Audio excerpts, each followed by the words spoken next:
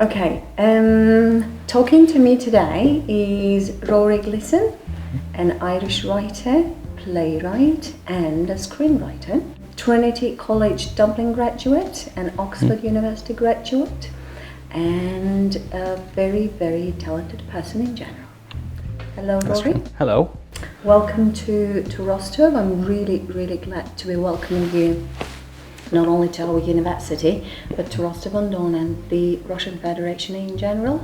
Thank you very much. I'm delighted to be here, and it's my first time in Rostov and my first time in Russia also. So that's really very cool. Amazing and fantastic, isn't it? Yeah.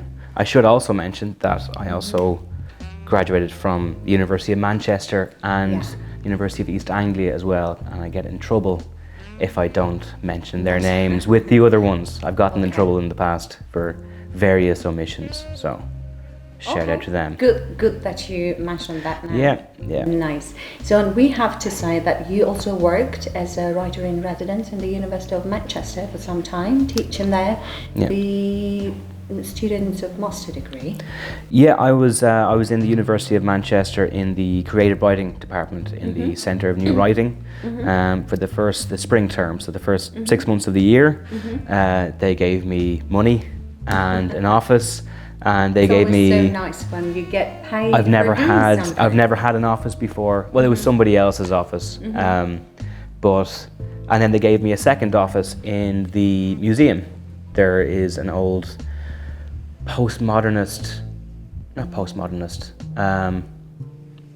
I forget the name, I should know. But there was an office built by an artist from a lot of the exhibits from the museum, and he built an old office of this imaginary anthropologist that he invented, and created an office from like the 1920s where the wallpaper was made from original Rorschach drawings, and there was the skulls of all these various animals and paintings and artifacts from all over the world in the office, and they let me stay there and write there in the middle of the day, which was very cool. The environment was really inspiring, I might say. I mean, with all that wallpaper and stuff like that. Yeah. Is that an inspiring thing for you? It was super cool to be around. It was called the Centre of the Bureau of the Office of Surrealism and its Legacy was its name, and it was made by the artist Mark Dion, and they let me stay out there, and it was cool. I got to sit at this big old wooden desk, and I was only allowed to write with pencil and paper. Why because they couldn't have any ink in there, and there were no outlets for a computer or anything like that. So I had to go back to writing by hand or just reading. Did you like the experience of writing only by hand? It's exhausting. It is, I use it for shorthand. I use it when I'm traveling, but it's very hard to edit when you're writing longhand. But no, it was very cool, and I wrote a few things when I was in there that are certainly influenced by looking at a large head of a hyena on the wall behind you, and then all the Rorschach drawings around you is certainly an interesting way to go to work. Did you like the experience of teaching the students and sharing your expertise and experience? I'm not sure about sharing my expertise and experience, but I was there mostly to provide an outlet for the students, for the undergraduate students and the master's and PhD students, if they wanted to talk about their writing outside of an academic environment and from a more professional craft standpoint, where they could come and talk to me and I could read their writing and give them feedback in a way that was not related to exams or how they should structure their work in a way to maximize their marks, but in a way that they could ask somebody who was just a practicing writer for any advice on their writing or for any issues that I could help them with, either regards to professional development or trying to develop their own craft. And that's always brilliant, and I always love talking with people about that. It's great. It's a great resource to have there. And what was funny was they needed encouragement to come and see me a lot of the time, because they weren't sure fully, I think, what I was doing there. I was just this guy in an office.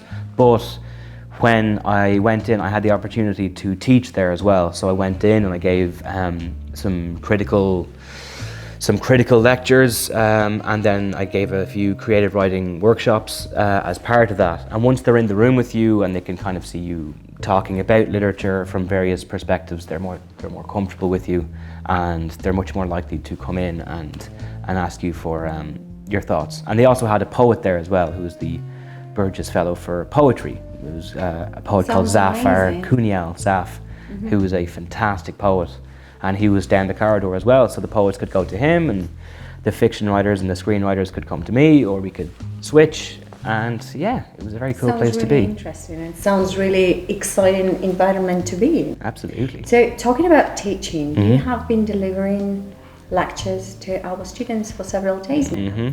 This is your final day. Yeah. Congratulations on that. Thank you very much. So can you dwell a little bit on that? Like what topics you covered and what the experience was like in general? Well, yeah, it was cool, man. You know, I mean, it was a very full few lectures in a few different rooms with a lot of very alert and intelligent students who were paying a lot more attention usually than I'm used to. Yeah, so people seemed really engaged with it. I know a lot of them weren't writers. First up, they were journalists or they were students, philologists, they were students of various disciplines. But everybody seemed very interested or eager to listen to what I was talking about, in terms of, I was talking mostly about craft, and I was trying to focus less on sort of academic talkings and academic readings of literature, and more talking about how we use academic constructs when we're looking at literature. But a lot of the time, when you're writing and when you're developing your own work, you have to approach writing from the standpoint of a writer and read literature as a writer as opposed to an academic. So there are different approaches to literature and how we take different things from them, how we take structure and narrative, and that was super interesting to talk about. So I talked about a little bit about story and how we construct narrative, and about voice, and I think I'll be talking about dialogue later today. And then I had a few discussions with the students about various things, and everyone was really cool. I'm really glad that you liked the experience. I hope that you are coming back next year or in some time anyway. So I'm holding in my hand a very rare example of a great novel. Thank you very much. That is Rockadun Shore by Rori Glison, and I want to quote you: "A work of supreme linguistic genius." Yeah, that's a quote by me about that book. By you, and I totally share this opinion because I really enjoyed reading it. And I liked it. You know that I might not agree with some choice of words that you go with, but that's only my problem. Usually the bad words. Yeah, the bad words usually. But this way or another, I really, really liked the book, and I want you just to a little bit dwell on the characters that you had and what made you create them and not others. Okay. Well, it's a multiple perspective novel, as you know, told from the perspectives of 7 different people, 6 young students, all about 20 years of age, who all go down to the countryside together and immediately starts to... always a good idea. Yeah, they lock themselves in a house in the middle of nowhere, and surprise, surprise, they start to fight, and they start to do bad things to each other, or they start to form alliances and fall in love and become jealous, and the whole human experience happens over the course of 3 days in this house. And meanwhile, they're being watched by a local neighbour, a guy who sold his farm a few years ago and become sort of increasingly obsessed with them.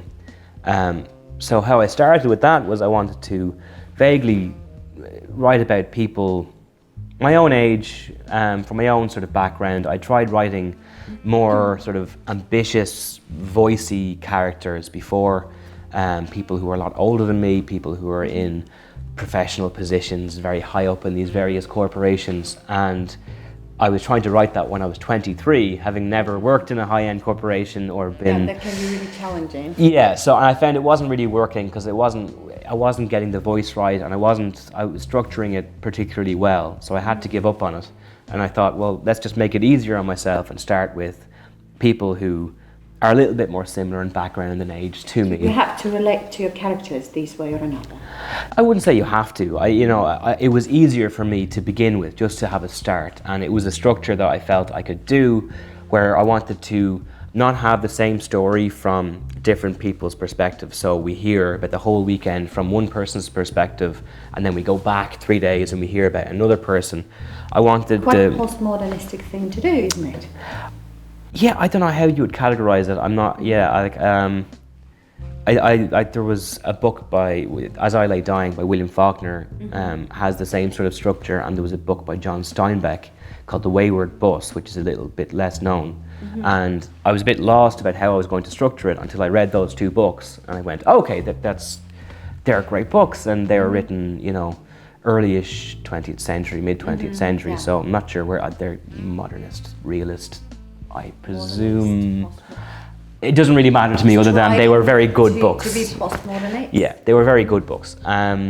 So I wanted the narrative to kind of unfold, so we would see, one character would see things a certain way, and they would hand the story on, a bit like a relay baton.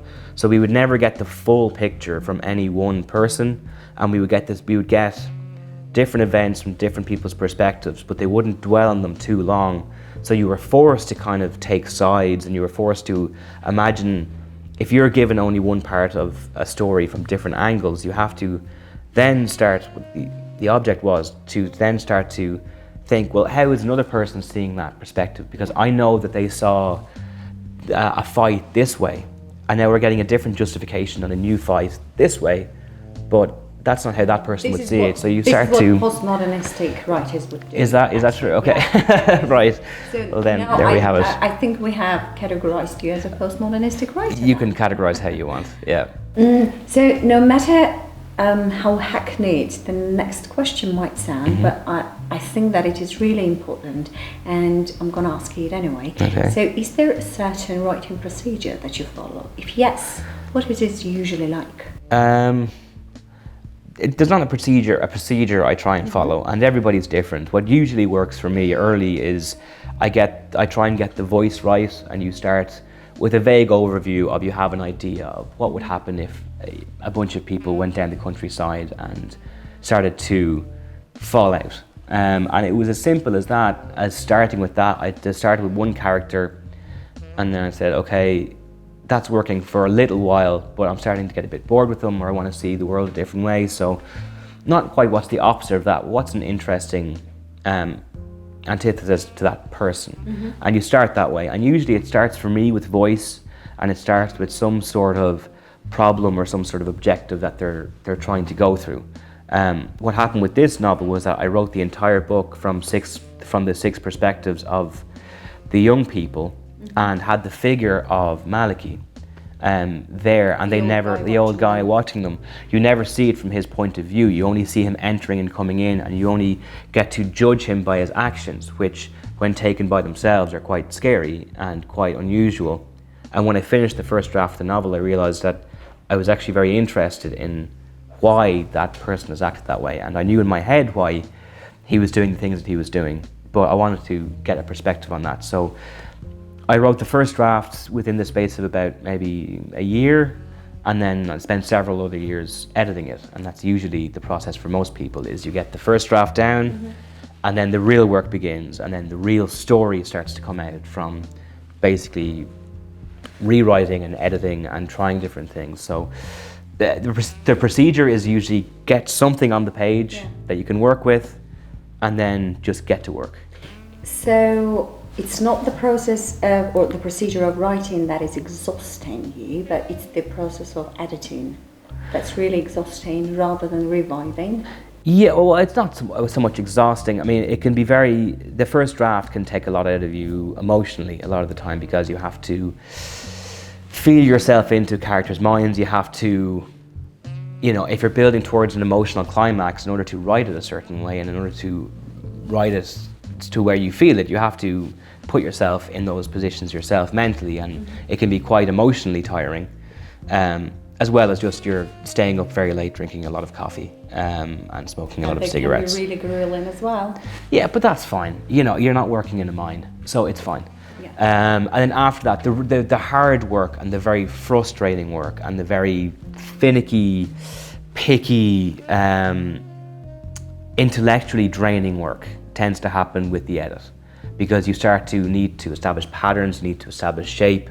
Some things you like are in there, but they don't belong there. Some things are there that you don't like, but you need to have them there. So you're trying to get it down to its simplest, best form, but without losing its complication and its sort of organic nature.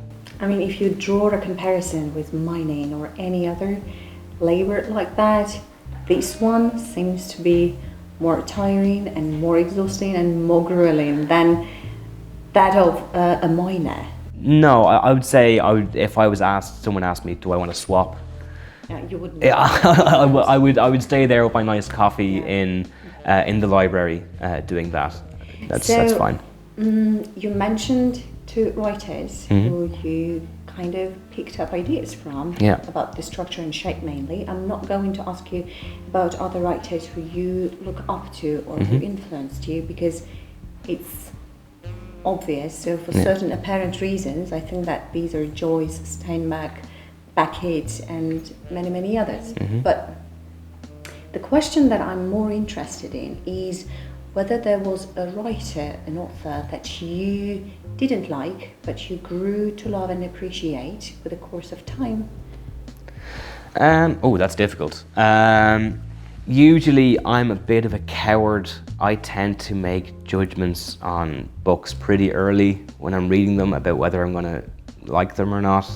I tend to try and finish books as much as I can, but usually if a book starts annoying me very early on, I tend to it's very hard to change my mind on that way. There's books I come back to. I started with Joyce the right way, where I tried to read Ulysses when I was 16 to show off. And then that quickly came back and bit me because I was unable to finish it. Yeah. Well, I thought at the time, because I was 16 and a bit of a fool, that... Do you think you got everything at the age of 16? I mean, the message? No, because I stopped reading it after like 40 pages because it was really difficult and long. I came back to it about 4 years later when I was a bit more ready to take that on. But I'd also read Dubliners, which is a really, really beautiful and accessible, case of short stories. So you read Dubliners and you think, okay, well, the guy definitely can write. He can make me feel a variety of different ways. You trust this person now. So then you can come back to them knowing it's usually the best option to, if you're worried about approaching a writer, to start with their easier work and then move up. I mean, I've still never read Finnegan's Wake. I've read parts of it, and I'm probably not going to in the next 10 years, because why would I do that? That's like 6 months of my life that are going to be dedicated to that, when I could be reading loads of other things. I could be reading things from everyone around the world. So, other writers, there's writers that were difficult. Beckett was difficult. Virginia Woolf I wasn't huge on when I first started trying to read Mrs. Dalloway. It was all kinds of complicated things. It's complicated and it's difficult, but once you finish it, you go, oh, that actually was fantastic. It was brilliant, it was beautiful. And then you go back, having now trusting her so much more, you can go back and read that a lot easier. And I made the mistake of only reading A Room of One's Own last year, 10 years after I should have read it, which is so helpful just in terms of how you think about writing and how you think about art and how you think about a lot of different issues in literature and art in general. And I should have read that first and gone to Mrs. Dalloway second, but she's amazing. Yeah, she is. And there's a reason classics are classics, way too complicated anyway. Was it way too? Yeah, she's being her. She's doing her own thing, and so better than what I can do. So, as a follow-up question, is there a novel that you think is underestimated, and vice versa? Is there, in your opinion, a hugely overrated novel? Overrated, okay. On the first one, okay. Underrated, I would have to think about, because I know the novels that I love. I'm not so up on what other people are reading.